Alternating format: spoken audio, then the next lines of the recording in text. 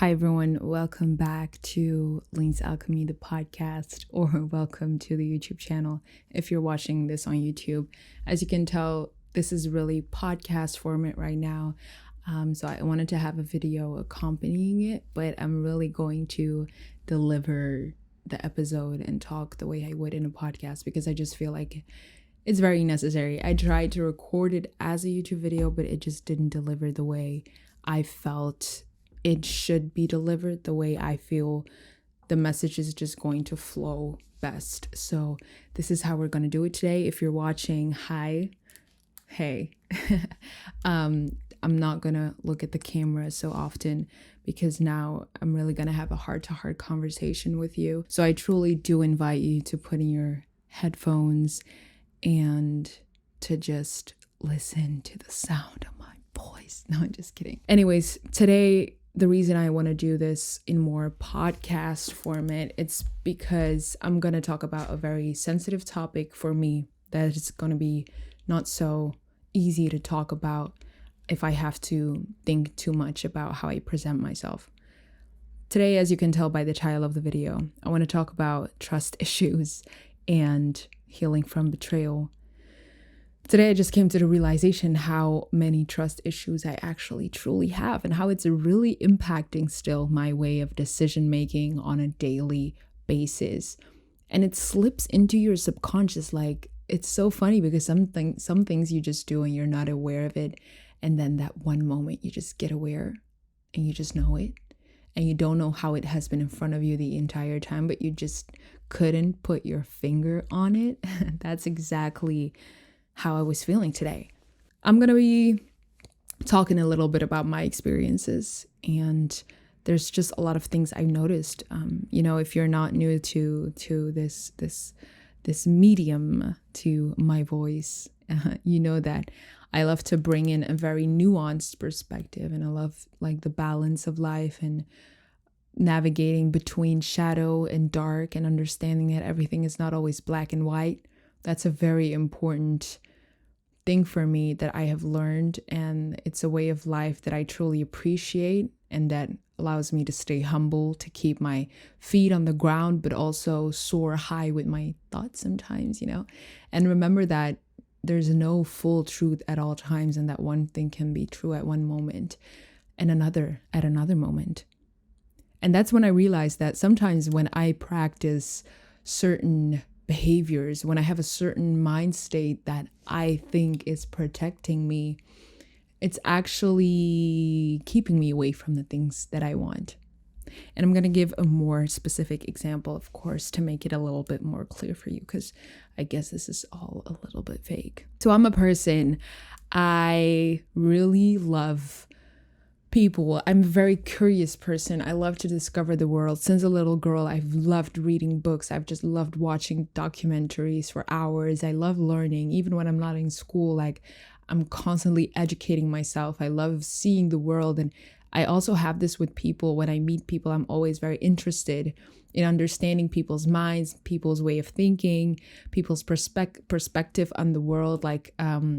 I have a very open-minded way of seeing the world, which also allows me to wander. Like, I'm very in awe by a lot of the things I see, and I'm very appreciative of all the different shades of colors and of thoughts and of, mentalities that are roaming around this world. And I really appreciate that. And that has really put me in a very vulnerable place as a young kid, even up to my teenage years, early adulthood. I've realized that I have been very naive in expecting that all people would always have good intentions as well, and people would just be like me. That's the thing, right? When you are genuinely a person with good intentions and a good heart, and you truly want the best for people, and you just wish so much love and good things upon the world, it's kind of strange to think or to imagine that there are people roaming this world that do wish ill upon other people. And that has been shown to me. I've had to learn that I had to learn the rough way, I've had many people really nasty towards me. The thing that that hurts me the most is that people have lied on my name so many times, and that's one thing that I just cannot comprehend. That's one thing that I just cannot. I don't understand what people gain from lying about someone, knowing, like, lying in a way that they know they are trying to tarnish your reputation. Like, not just lying, like not just little lies, like actually spreading lies that make other people think very badly about you as a person, that make people insult you, unfriend you, gang stalk you. Like, those are literally things I've been through since I was like in primary school, which is actually ghetto. It's very crazy. I've been through some weird things looking back, and now I'm just like, I never really deserved that. But at the time, I really took it upon myself. I really felt like I must have done something wrong, and I really felt like I wasn't good enough, and I internalized a lot of the things that happened to me. It made me shy away. It made me get into my shell, and then sometimes you just completely explode, but in the complete wrong direction, when you no longer care about what people think about you. You're like, okay, y'all call me a slut, let me fucking show you what I can be. That's not the way to go. Don't do it. Absolutely not the way to go. It's almost like people bullied me into thinking that I was the things that they told me I was before I was those things. And then I guess my mental health went so low that I just gave in to that, because my self-worth was just so low. Very sad. Anyways, when you're in such a low place, having so little self-esteem, having such low regard of yourself, you are the perfect target for abusers. You're the perfect target for narcissists, for people that are truly like energy vampires, people that like incubus, succubus kind of weird ass behavior.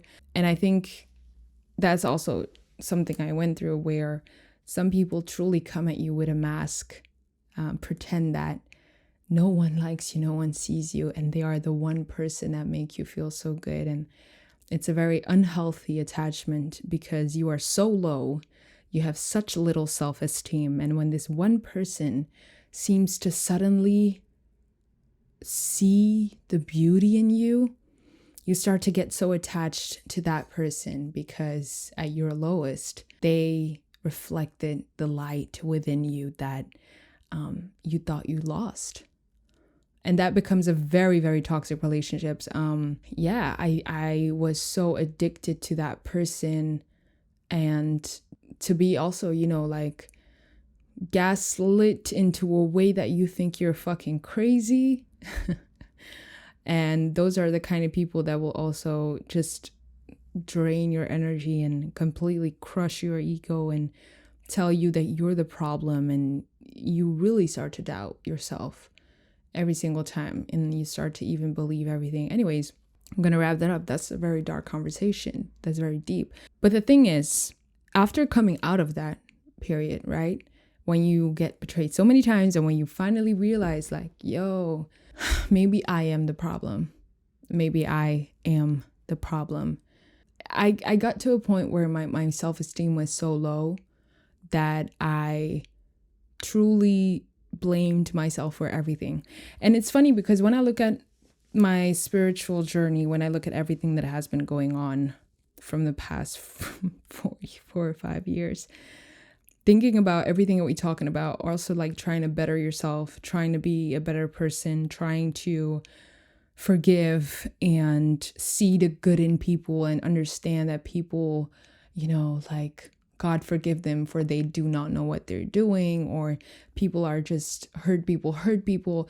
We're always looking from this place of understanding and empathy, trying to forgive and understand that people just don't know what they're doing. That's how good people's hearts can be. Even when you try to crush them into the floor, people will still find a way to see the wounded soul, the wounded inner child in you, and to not trying to seek revenge, not trying to stay like hold on to anger, frustration, and to try to release, let go, elevate, because truly that is also the only way that you will truly move up. Holding on to anger, frustration, that is just lowering yourself to their playing field. We don't do that. We elevate. Okay, that's always what I still believe in. But thinking about it, rewind, right? When you come out of a situation where someone has messed with your mind, with your psyche so badly that you don't know what's right, what's wrong, what is you, what is them, if you're a good person, if you're not a good person, if you're as terrible as they make you believe you are, because people can truly do that. If I'm always coming to this place of forgiveness and trying to take everything as a lesson for me, and it has nothing to do with them, and I'm just focused on my own growth, and so I'm always very concerned about my side of the story and how I can be better. At some point, I just started to internalize that everything that went wrong was always my fault. So I thought at some point maybe that I am always the enemy. The reason that I cannot find people to trust, the reason that people are not, loyal to me, the reason that I cannot find a lot of real friends or real love is because I'm not good enough. It's because I am not worthy of it. It's because I have to first better myself up to a point until I'm finally good enough to receive love. That's a very difficult state of mind to be in, because it keeps you stuck in this way of thinking that you just are just not good enough. You're constantly waiting for your elevation. You're constantly waiting for this confirmation that you're finally good enough, you're finally worthy of love, and it keeps you in this energy, this frequency of not having, of chasing. Honestly, if you know about the law of attraction, they always talk about you have to attract, but to be able to attract a certain reality, you have to already, be it, believe it. You have to feel it. And it's easy to say affirmations and to have a certain mindset and to understand that I will get to that place where I am worthy. But if you're not feeling it on the inside, if your actions are still reflecting the state of mind that is telling you that you have to work and that you're still not good enough to receive that sort of love and trust and, loyalty, it will just never come into your reality. And when it does, you will not believe that it is real. You will not believe that it is real, because everything that the other person does, you might question if they do not see your worth. You might be anxiously attached as well to their behavior, to their way of approaching you. And I think I've been stuck in that place for a very long time, never believing that I was worthy of love and loyalty.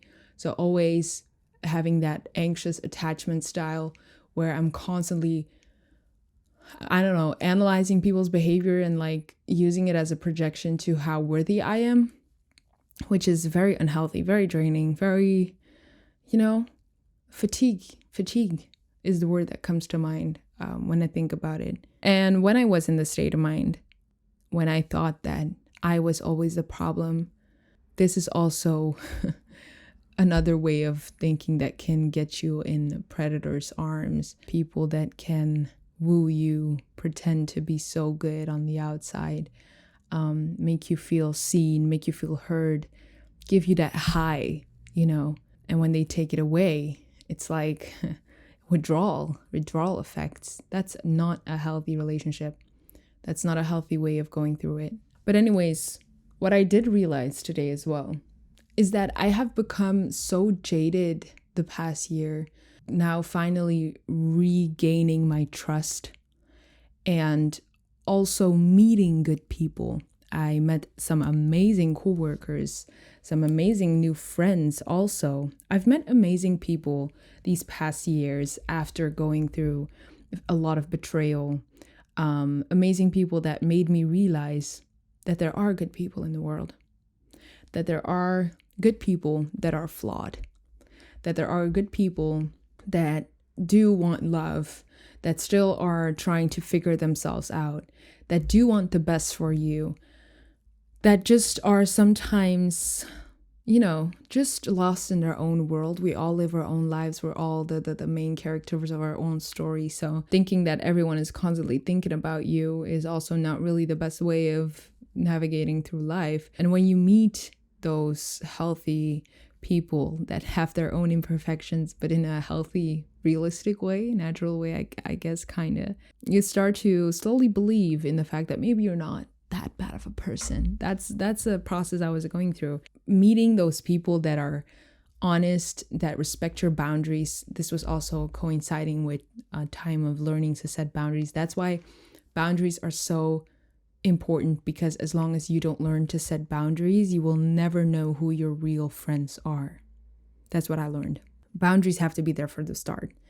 If people over time do not respect your boundaries, or if people make you feel bad for setting boundaries, these are not your people. And over time, when you set your boundaries, when you're allowed to say no, when you're allowed to not show up when you don't feel like it, be honest about how you feel, and people don't take it personally, still give you grace and space, and you're able to just open communicate about things. That's how you know that these are people that have good intentions, And the more people I was meeting that had good intention, that were just minding their business, that were genuinely here to share love and a good time, the more I realized, you know what? All these people from the past were wrong about me. And I started to believe in myself again. I started to feel like I did not deserve that. The way people treated me was never granted. All these lies were what they were. They were lies. I don't even know why I even started to doubt myself. I started to believe rumors about myself that I deep down knew that weren't true. But when people say so much stuff about you, at some point, it's really like psychological warfare, and you start to believe those things. But I digress. Now I'm in this place where I know that there are good people in the world, and I'm also rewiring my brain to believe that good things are possible. And I have trust in myself now, because that was a very difficult and important part of the journey.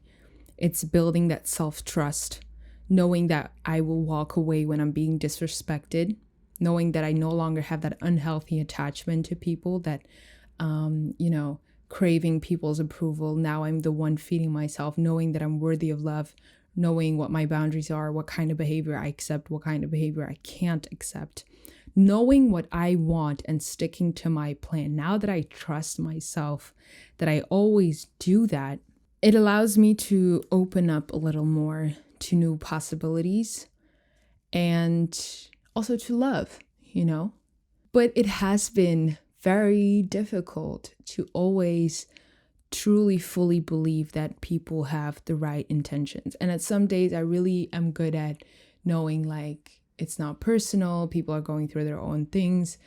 Their behavior has nothing to do with you. But I've been feeling also these feelings where, actually, do I know?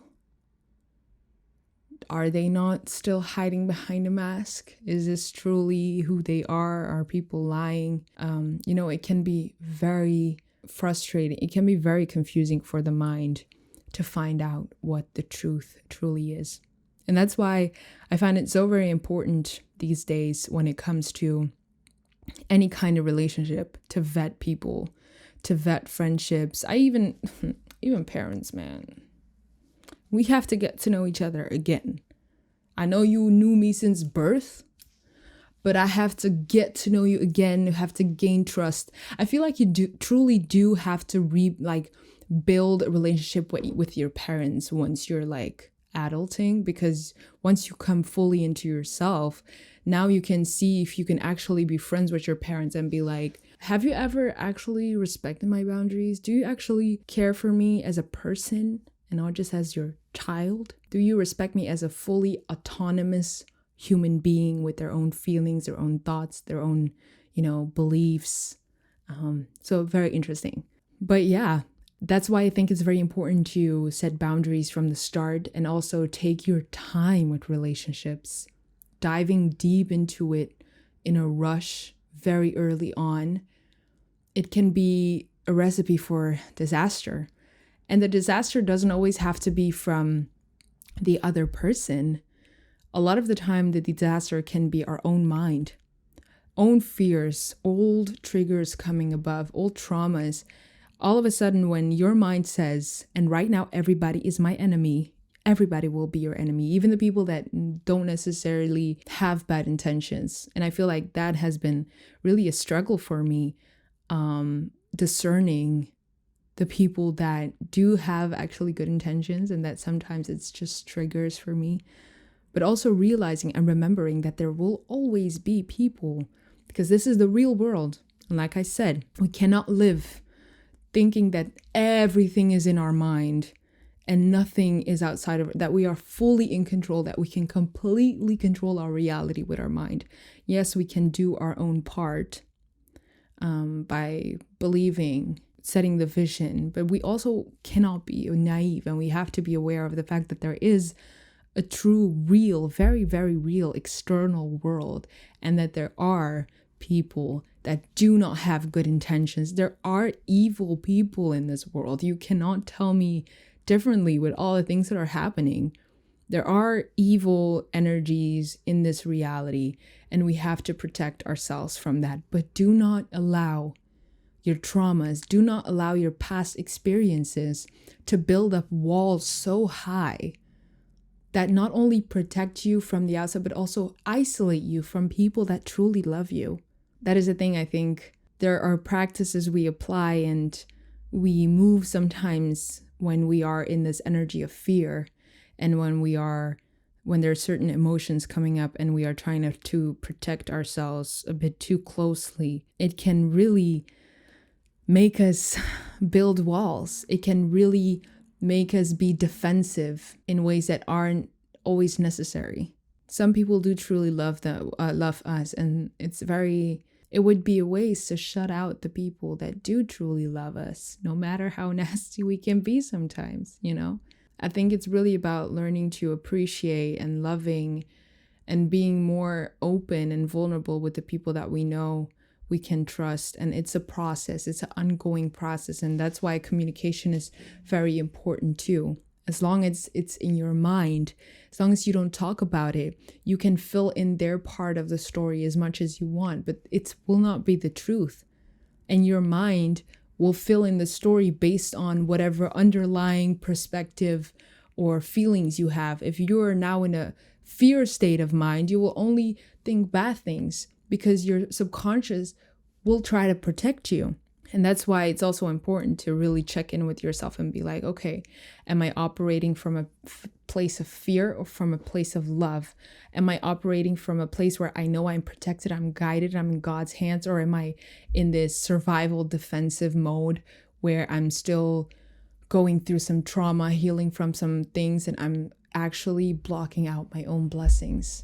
Because that's what we do. Sometimes we are the one blocking out our own blessings, because we still are letting go of the old paradigm. We still are releasing the old timelines, the old reality where we weren't good enough, where we always had to be better, where we always had to prove ourselves, where people would never show us the love we truly thought and felt we deserved. If you now believe that you deserve that love, if you now want to go higher, if you now truly know that there are good people and you're going to find them, allow those people in and trust in the fact that if someone is acting a bit shaky in it, we can talk about it, or don't talk about it. Just move correctly. Anyways, it's a practice. It's discernment that we have to learn. It's a process that takes time. That's why please don't hurry into getting to friendships too easily, except if you can talk about it. I don't really know. It's an interesting conversation. Let me just say, I really wanted to talk about it. It was really on my mind. Anyways, that was really something I wanted to share. I know it's not usual way of sharing, but you make of it whatever. I just hope it helped in some way, and I hope it reaches the right ears at the right time. And I hope it helps me too, to remember that, Lynn, it's okay. You cannot be hurt, and no weapon formed against you shall prosper, because you are protected by God. You are so loved. And sometimes your worst enemy is not outside of you, but it's your own mind. remember that. Anyways, thank you guys so much for listening to this episode. It was a bit, it was difficult for me I always feel very weird getting so vulnerable and sharing those kind of things. I guess somewhere I still feel guilty for speaking my truth. I guess I've been bullied that much. I'm just dealing with some personal stuff, some anger, some frustration concerning people always filling out my story instead of me. And I just want to write my own story. And I guess that's what I'm doing in my life. I guess that's why I found an outlet on social media, because I was tired of people telling others who I was, and I was never given the voice to show who I was. So in this manner, I claim back my own story and I leave my own heritage behind, and the truth always reveals itself in the end of time. A bit dramatic in it, I'm sorry. Anyways, thank you so much for listening, or thank you so much for watching wherever you're consuming this. I really appreciate you if you came all up to the end. I really appreciate you taking the time to listen. I'm just a random person on the internet, and you took the time to listen to my story. And maybe we'll never meet, maybe we will. Maybe this was just entertainment for you. Maybe this might change your life for the better. Anyways, I do wish you the best. And I do wish you the courage to also do what's right for you, and to believe that you deserve all the beautiful, good things in life, and that it is already here if you want it to be. Anyways, thank you so much, and I'll see you next time. Bye.